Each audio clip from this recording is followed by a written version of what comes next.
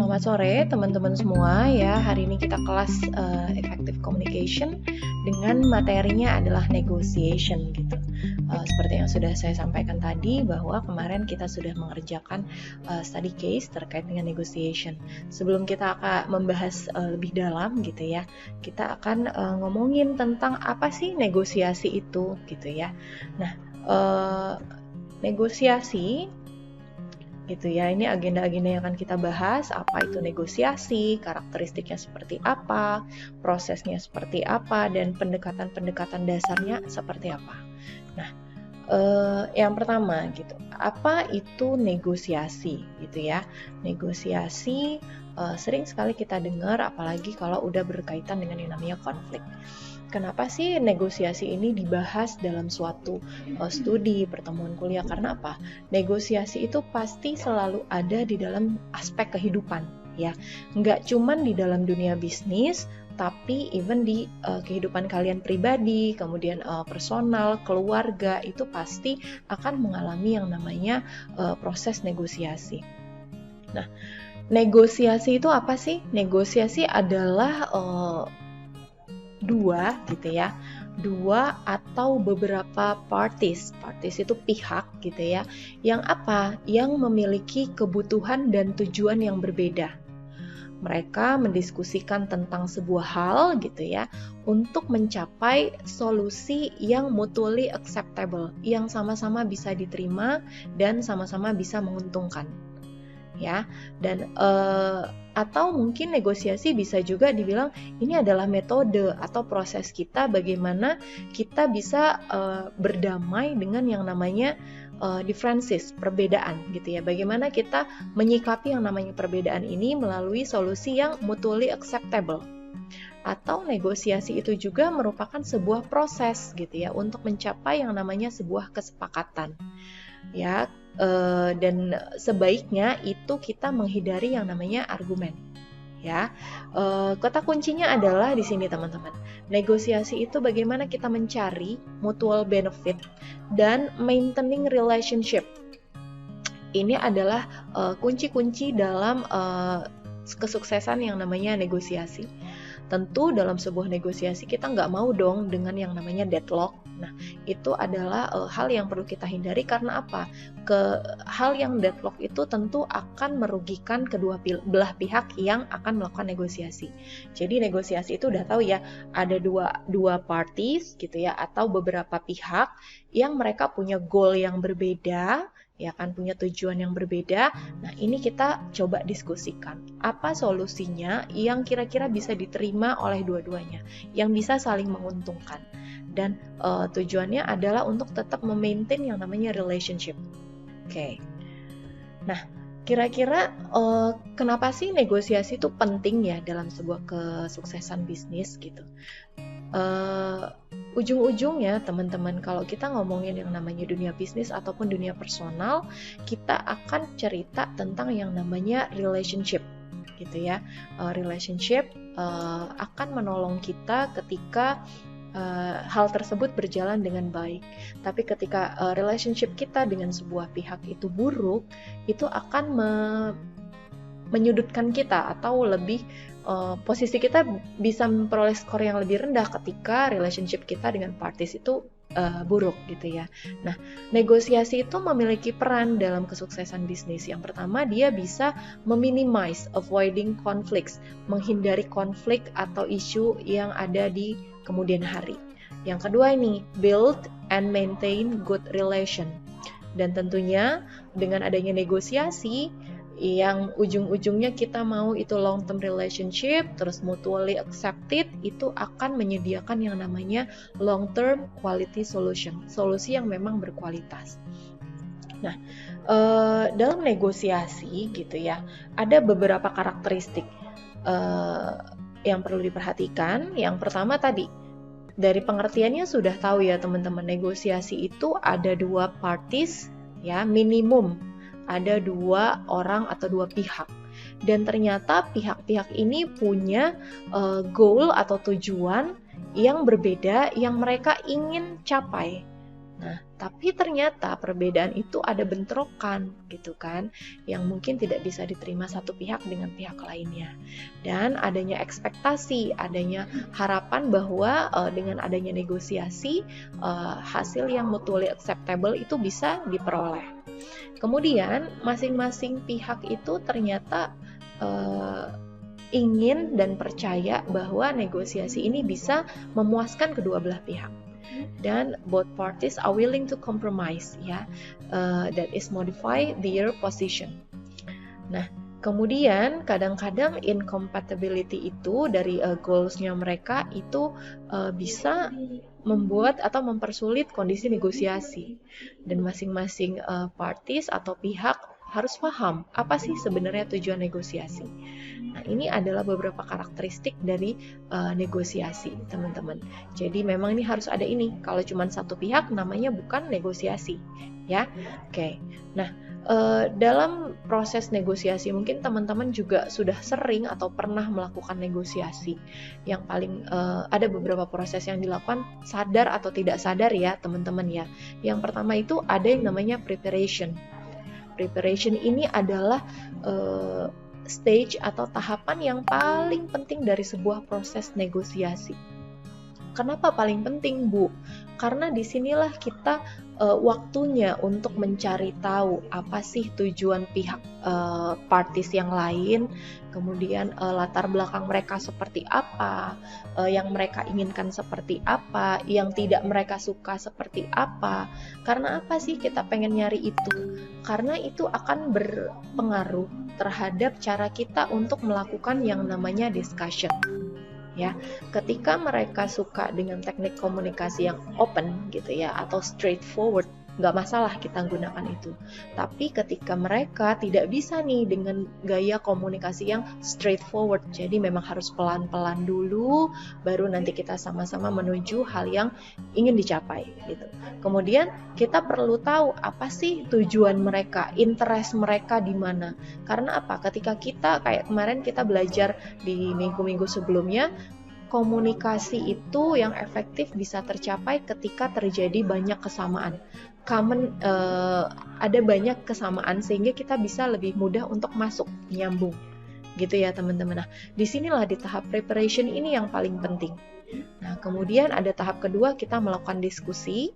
Ya, selanjutnya klarifikasi, apa sih tujuan dari masing-masing pihak? Kamu pengennya seperti apa, saya pengennya seperti apa. Oke, nggak match. Oke, sekarang kita negosiasi untuk mencapai apa yang namanya win-win outcome. Nah, win-win outcome ini dicapai nanti ya kita bahas di selanjutnya. Dan ujung-ujungnya setelah kita sepakat nih ada win-win outcome, kita buat yang namanya agreement, persetujuan. Tentu di sini mungkin ada TNC, term and condition, apa-apa saja yang harus dilakukan dan sebagainya. Nah, yang terakhir adalah implementasi dari action yang sudah kita sepakati tadi. Nah, di sini ada proses di 5 dan 6 ini, ada proses yang namanya melibatkan building trust.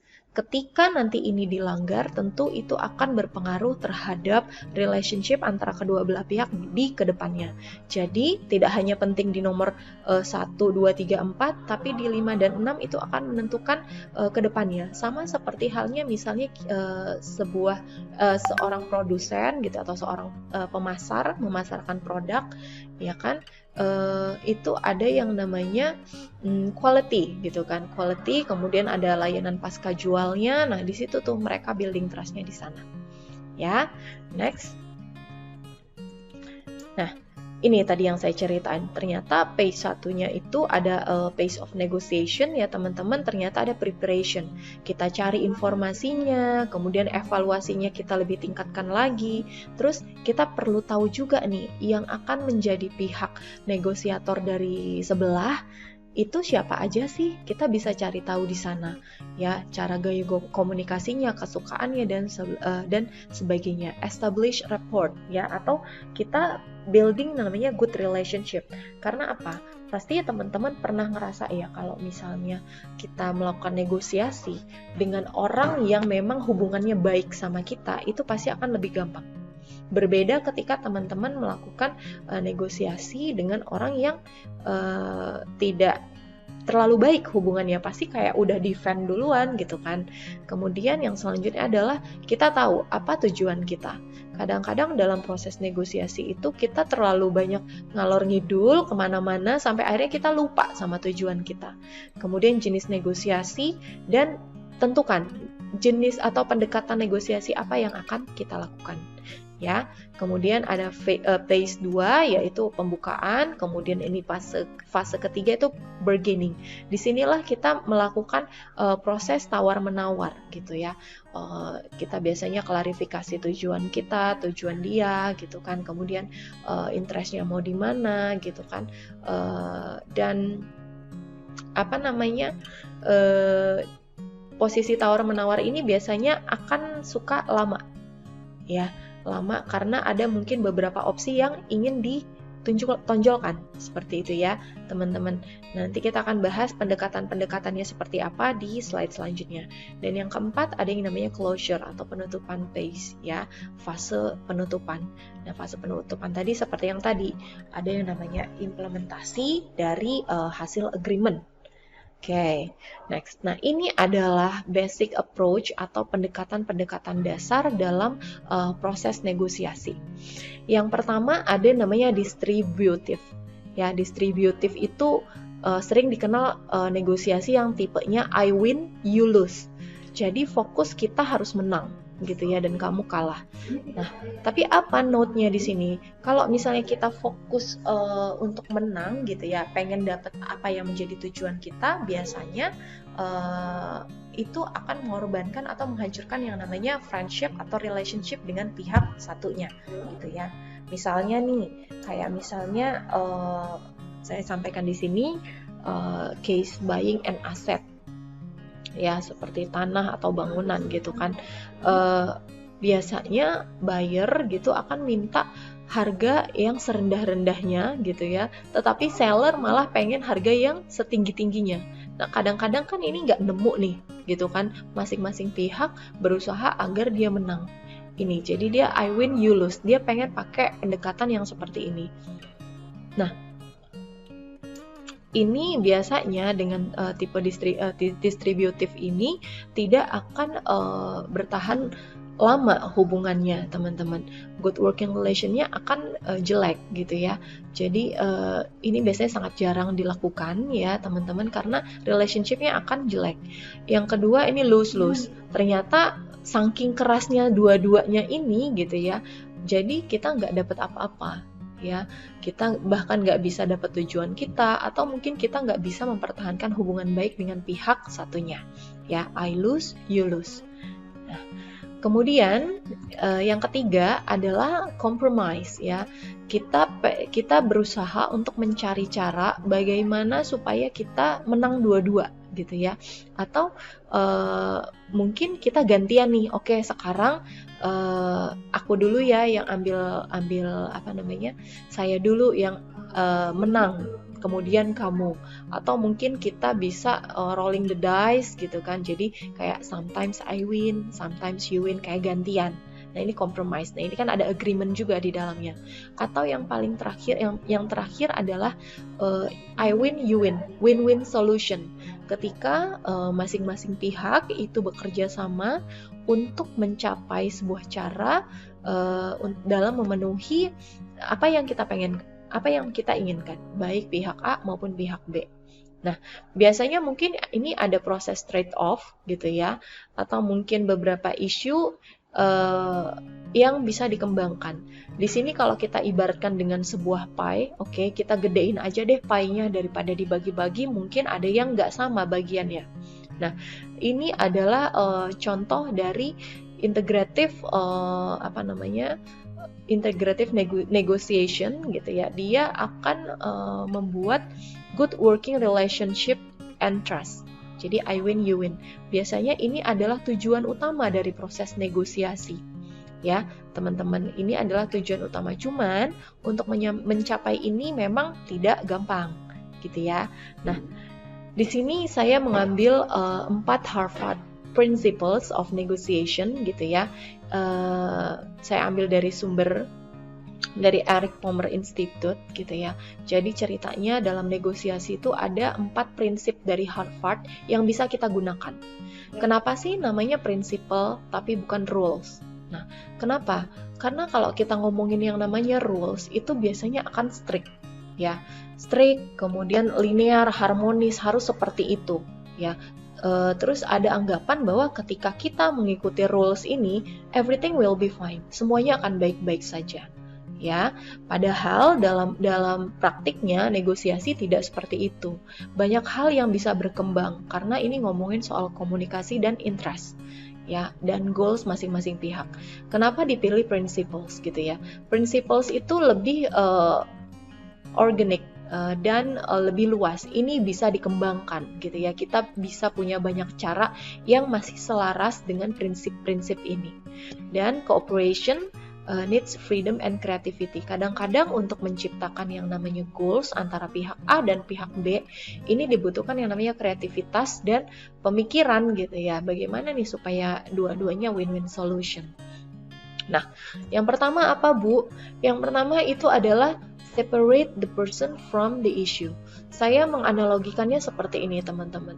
Ketika kalian melakukan negosiasi dengan orang yang hubungannya tidak baik dengan kalian, ya pasti kalian selalu akan ingin menang karena kalian gak suka atau udah defend duluan. Dia pasti kalian pasti berpikir apa sih yang dia omongin gitu kan? Pasti udah berpikiran jelek duluan.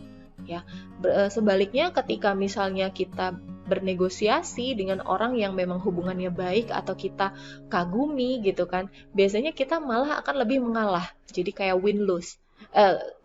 Jadi kita yang kalah dan dia bisa mendapatkan tujuannya. Jadi ketika melakukan negosiasi, separate the person from the issue. Nah, ini adalah prinsip pertama dari proses negosiasi dari Harvard, ya teman-teman. Nah, yang kedua gitu ya, negotiate not position focused but interest oriented. Jadi saya ibaratkan seperti ini teman-teman. Misalnya ada dua pihak pada posisi yang sama, jabatan yang sama, ingin mendapatkan sebuah pumpkin, ya, pumpkin atau labu. Tahu ya labu merah? Tahu nggak labu yang gede itu untuk Halloween? Tahu? Tahu, Bu. Ya, tahu ya teman-teman ya. Dua-duanya ini pengen mendapatkan labu itu, padahal labunya cuma satu. Ya, teman-teman. Nah, kalau kita ngomongin negosiasi based on position gitu ya, negosiasi ini akan berakhir pada mereka membagi labu, atau mungkin salah satu mengambil paksa gitu ya, atau malah nggak mau dua-duanya. Tapi kalau kita negotiation fokusnya itu bukan position, tapi kita fokus sama interest. Ya, interest ini apa maksudnya? Sebenarnya tujuan negosiasi mereka apa sih? Sebenarnya tujuan mereka terhadap labu itu apa sih? Kita perlu cari tahu. Oh, ternyata si pihak A ini cuman butuh bijinya doang, karena dia mau ngembangin lagi untuk sebagai bibit unggulan. Nah, ternyata si pihak B cuman butuh dagingnya doang karena dia mau bikin cake labu, cake pumpkin cake. Nah, kalau dari sini ini kan sudah bisa dilihat ya, interest masing-masing itu ternyata bisa diambil sebuah solusi yang bisa memenangkan dua-duanya.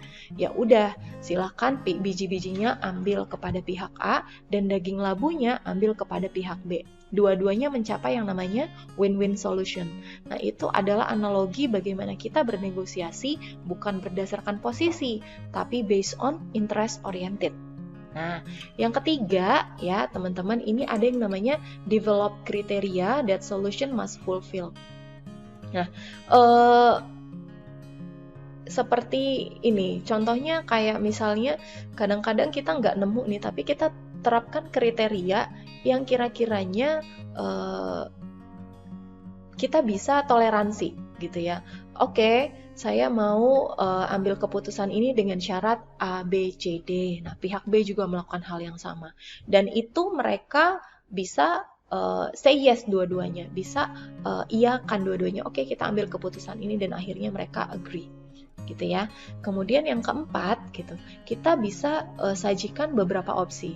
Karena pada dasarnya manusia itu atau people like to choose. Kadang-kadang kalau disuruh berpikir bebas, dia malah bingung.